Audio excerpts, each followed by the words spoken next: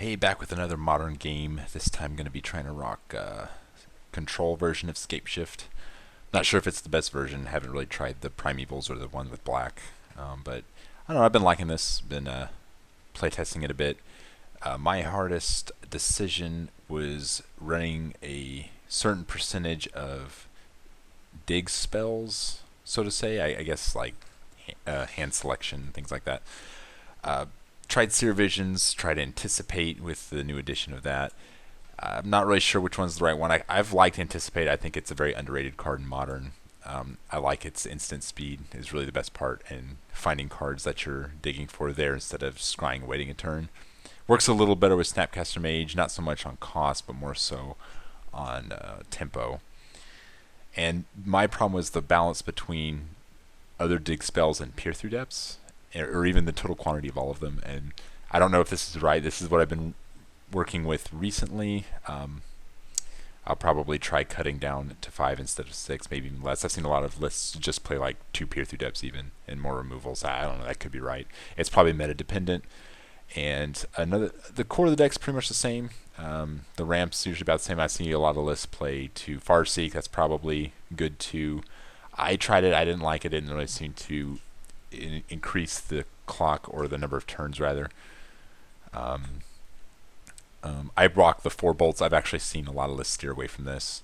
Um, they're actually probably right. I board bolt out a lot, but bolt is so flexible against most strategies in general. I think it's good to have. So I'm still playing with 4 of them. Still have the 2 is a Tron, 1 electrolyze is usually what you see. Once in a while, 1 other electrolyze. Now, something I've seen a lot of is people going down to 3 cryptics and remands. I think those cards are too good to cut myself. They're just too powerful. That's just my opinion. But I don't know. I mean, this list is pretty stock for red control. Now, as far as the sideboard goes, I was playing Dispels, and I found myself not liking the circumstances I was in when I had it in my hand. The 1 mana a lot of the time was unnecessary because the deck ramps and has a lot of extra mana. So I put Negate in its place, and I've actually been pretty satisfied with it. Negate counters a lot of things you want to that Dispel doesn't, so I've been satisfied with that.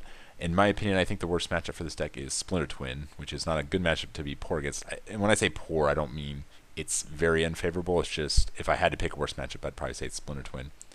And I think the addition of Rending Volley makes that a lot better. You can, a lot of the time, when you just leave the 1 mana up, they'll just try to run into it. A lot of people don't respect this card. I don't play any Anger of the Gods. I chose Pyroclasm over that because I have both main board and still access to Lightning Bolts. So with the addition of Collected Company, both the Elf version and the combo version, I should probably switch that over. But even playing against them, Pyroclasm seems to still get the job done. Other than that, I don't know. I play a lot of quantities in my sideboard rather than selection, so maybe I should tone it down on the quantities, play more selection. I wanted to try out Teferi, see if he would be pretty good. I've seen him close a lot of games out, especially with Grixis control running out. Like a lot of control decks running out, I think Teferi would be really good, so probably try that out. But so far, for the matchups I seem to run into online a lot, that's what I've tuned it to. So that's pretty much it. I'm going to get some games. Okay, 7 on the draw. This hand seems pretty good. It's got 2 interaction, 2 ramp, and the colors I need, so I think I'm going to keep this hand.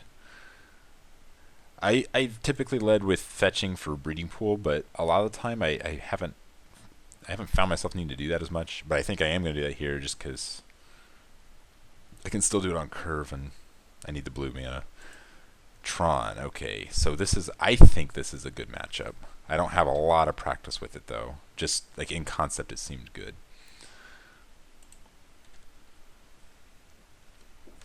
At least this version. I think blue version would even be more difficult than the green version, because like the only card they play that matters is Karn. Like Ugin usually is just irrelevant.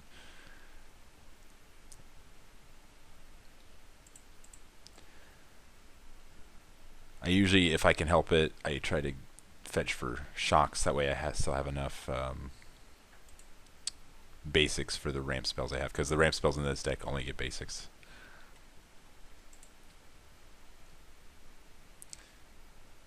Keeping my graveyard short, which is probably good. Just to make Snapcaster Mage worse. Since I get to select, he wants to try to keep my graveyard empty, so when something relevant does hit, he can make me hit that. So far, the hand seems pretty good. I don't like if I get to a point where I can cast Cryptic Command early enough, then I don't see him getting through even 2 Cryptics. That's assuming we find the Scapeshift on curve on 7 lands, or possibly more. If we hit a bolt, maybe. I might not actually sack him yet, because I don't think he's gonna pay life with anything. Yeah, there's no shocks or fetches or anything in Tron that I know of. So getting him to 18 so we can win on 7 is probably a good idea. But if I don't sack him, then I'm not as on curve with Cryptic Command, so that's really tough. That's actually a thing. I think I'm gonna sack it. I want Cryptic Command sooner. I don't want him carning me. Because I could be looking at card next turn. And as fun as it could be to remand Karn, I'd rather just counter it. But I mean, I'll take another turn. Okay, that solves our problems. So I'm going to play this untapped. Well, if I'm going to play that untapped, I could just use that green mana, I guess. So I need to leave a red open. So yeah, we'll just do it like this. So we'll remand Karn, or if he doesn't do anything, then we will just bolt him down under 18, or 18 or under. Kill him on curve. So we'll hit 1, 2, 5 lands next turn if we don't draw a land. Hopefully he just, I mean, we're not going to bolt him this turn, but hopefully he just doesn't do anything here. We can peer through depths. But I don't see that. Well, nope. Okay, so, yeah, he tapped one of the Tron pieces. So it doesn't look like we're facing Tron yet. As far as, like, the 7 mana. Like, I mean, he'll have Tron, but, yeah, that's fine. And that's why I like this matchup. This card's pretty dead.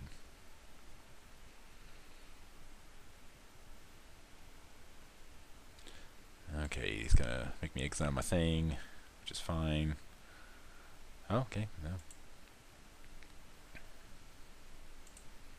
This doesn't hit lands, which is annoying. And that's one of the things I really like about Anticipates. It can hit lands, because that's been relevant more than you probably think. I like the Is It charm. But I think we have to take the Anticipate, because we need both lands and the actual Scapeshift.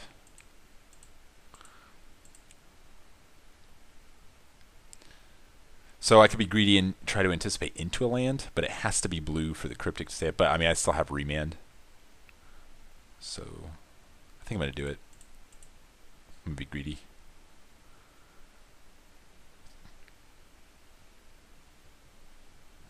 Yep.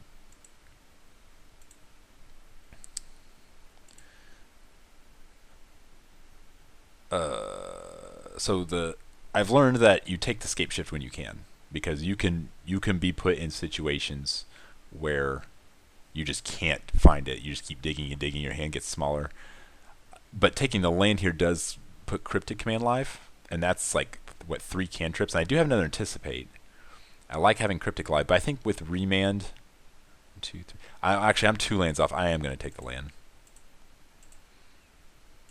I've got another Anticipate, so now I just pass and. If and when he plays a spell that matters, I can Cryptic it.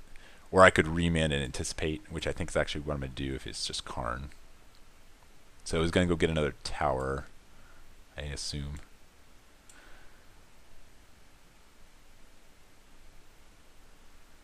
Yep.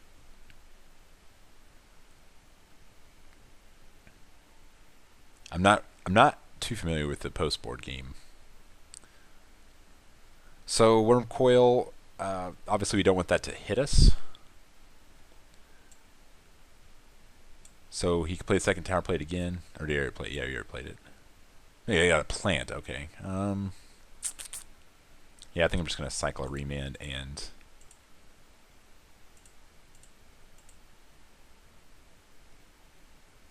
anticipate. Well, there's the 7th. 1, 2, 3, 4, 5.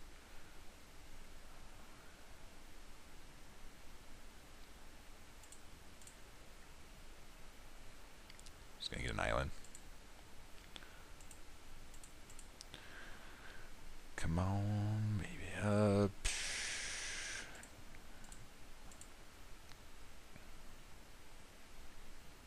Yep, and this is where taking the Scapeshift kind of shows. I mean, we still need the critical mass of lands anyway. Could do another main phase anticipate. Hit a land drop. So that's what, that's 3 mountains? Yeah, that's fine. So just play it tapped and pass. It's going to probably cryptic any relevant spell he could play, like the Worm Coil. I mean, I can let, the thing is I can let Worm Coil resolve and just kind of tap it, whereas if Karn resolve, that's much worse. I mean, yeah, it can bounce, but it's going to put me down a turn. He's getting to the point where he can, he's trying to get to the point where he can play through remands. Like if I just remand, he just plays it again. So I'll cryptic the first, well, I'm at the point where I can only play 1, but I'll probably just cryptic whatever plays here.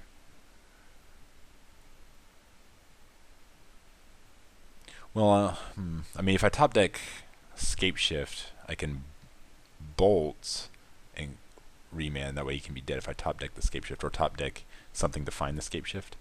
The only things that would be live would be anticipate or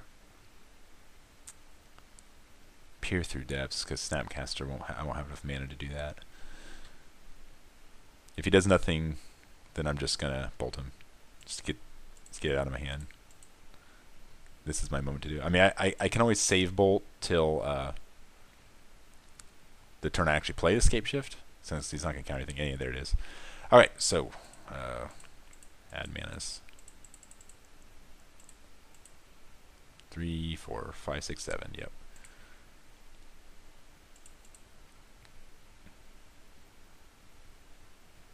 Okay.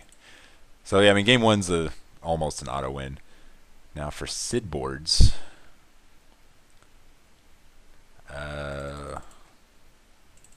don't need bolts or electrolyze as much. I don't know about counterflux. I really only like counterflux against opposing blue decks that have like a single relevant threat, like Splinter Twin, or maybe red, white, blue, just to, circumstance. But it's it's probably better than bolt. The thing is, he doesn't deal damage to himself, and I do need a way to get him under 18. Or I could, I mean, otherwise that's another turn. Counterflux. It's also 3 mana.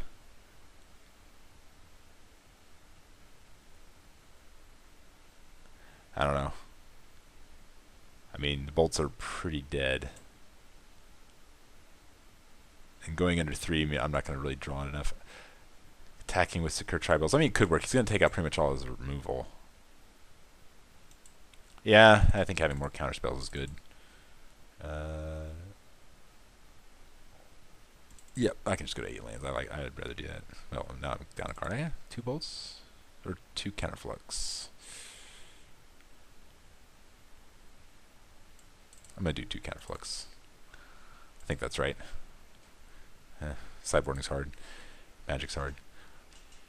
Okay, let's see what we have to work with. Yeah, looks fine to me.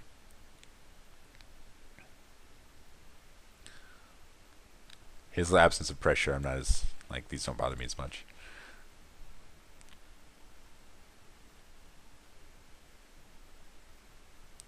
Gotta watch out for them ghost quotas. Gotta fetch for as few basics as possible, if any. Avoid fetching for any basics.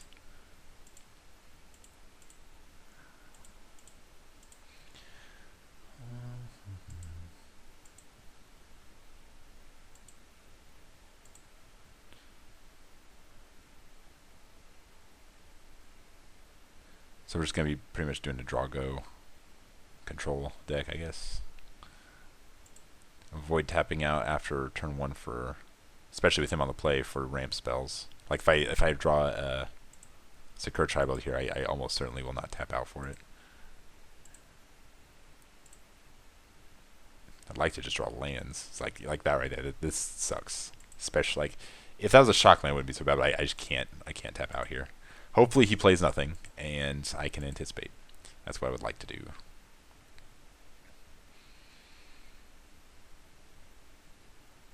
And he plays something. That is not negatable. Touche. Touche. Well, that resolves. And I'm going to have to find a way to kill it.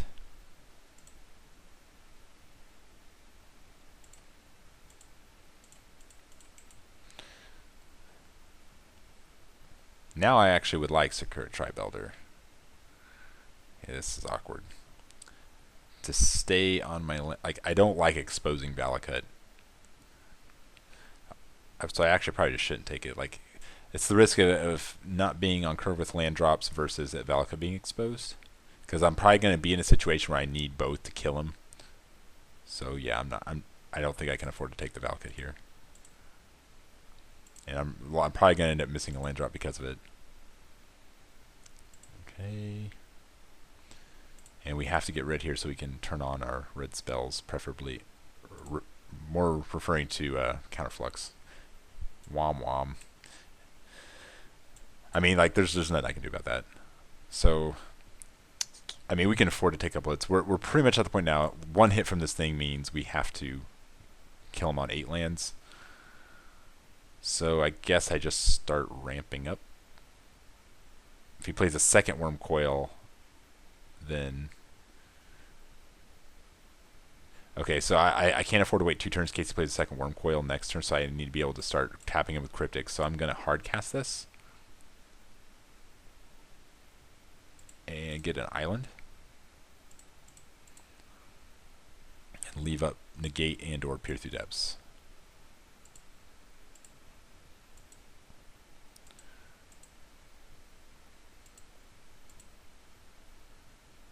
Like 1, 2, 3 Tron on the play is good against anybody.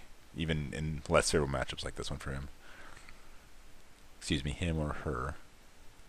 Could be a female, I suppose, with this name in it.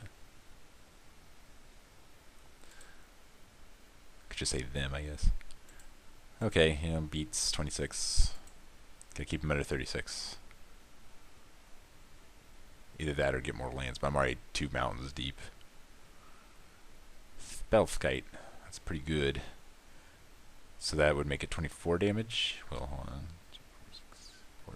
Yeah, no, that's still enough. I mean, we gotta basically start cryptic everything. Okay, so let's depth through these piers. That was a hard decision. Alright. Well, at least the lands keep coming in. So, okay, so now it's just cryptic for the rest of our life.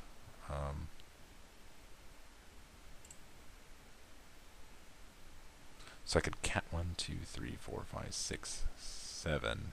So if I cast it, I'll still have 4. And I can draw land and hit 8 next turn. So it's 4, 8, 12, 16, 20, 24. Now it's only 24 though. Gotta find that bolt. Either that or get rid of the Spellskite. If he plays a thing, yeah, I'm gonna cast it. I was gonna say, if he plays a thing, I could do another thing.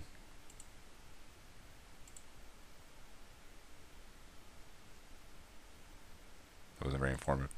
If he plays a thing, I thought about like counter tap, but this needs to be bounced. But at 8 lands, I can bounce that with Cryptic and have enough to play the Scapeshift. Or I could just draw a Bolt and then all my problems go away. Because then he'll redirect it to that, puts him at 24. He's going to attack first. Like, it's going to happen. Here I played a land. He's got too much for me to disrupt his Tron. So basically what's going to happen here, I'm going to tap his team. This is probably where playing that was wrong. And then he's going to play a Karn.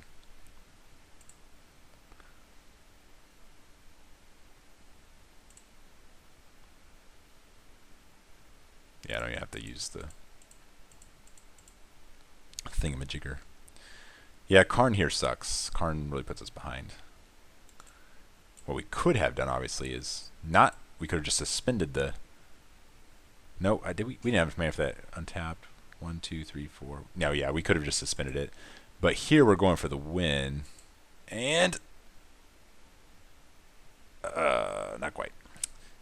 Because we don't have enough to play this, bounce the Skite, and Scapeshift. 2, 3. So 1, 2, 3, 4, 5. Nope. So yeah, here I'm just gonna suspend this. Well, this time I do think we have enough to cast it. Nope, no we don't. So just gonna suspend it, play it safe. Maybe is it Charm and try to dig for a land so we can just do it a turn early. But this is just like a 2-turn insurance, I suppose.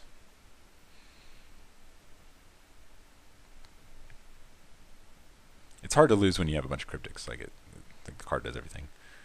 Okay, begin combat. This time we're going to tap and bounce. Nope, we don't want to tap and bounce because he's got a thingamajigger. Well, that stinks. No, yeah, we're at 8 lands anyway. No, that's still 24 damage. So not hitting the land there was bad. I guess I should have just tried to... Nope, still didn't have enough. So we're hedging on either getting a Bolts or another Cryptic here. I mean, it's another turn, so I'm going to cast the Is It Charm. I'm going to have to.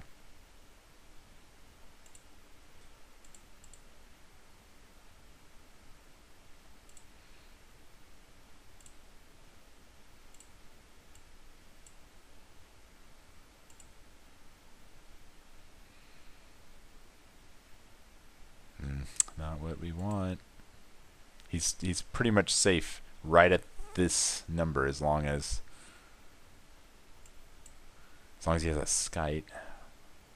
Now if we can hit 1, 2, 3, 4, 5, 6, 7. Like if we draw a not mountain land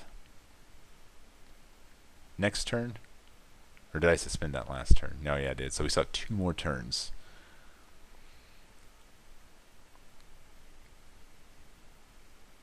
I guess I could draw like land Tribuilder. That'd be enough.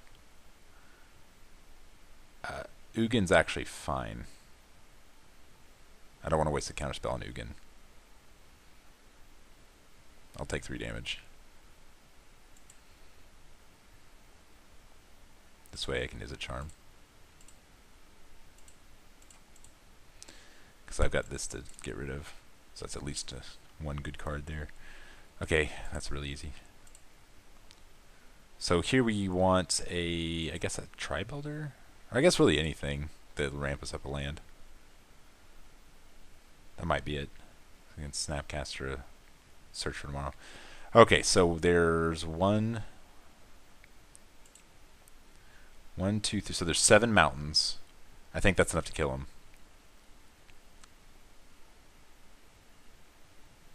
So 7 times 4. Yep. Let's make sure I got enough mana. 1, 2, 3. Yeah, it's 28. Yeah, that should work. So Snapcaster.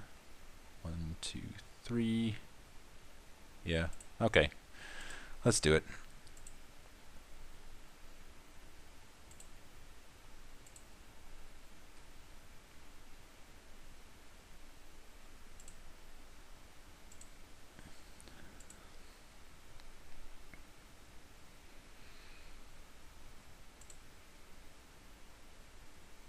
Gotta make sure we have 2 green. Of course, we have 3 green, so it doesn't really matter. And let's scape some shifts. Some shifts. I would like to scape shift, please. Okay. 1, 2, 3, 4, 5, 6, 7, 8, 9. We're gonna stack all of these.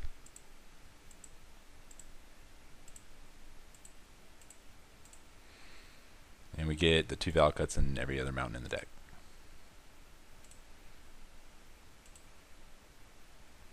And then he plays Nourishing Shoal and we lose. Because that's a card now.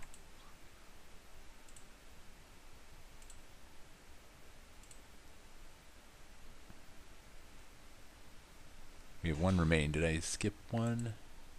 Yeah, I did. Okay. No, I don't want to pay. No, no, no, no, no. Okay, let's kill him dead. This is going to take a while because he's going to have to redirect all of these, unless he knows that he's dead, which would save some time. I'm just going to F6 through all of it.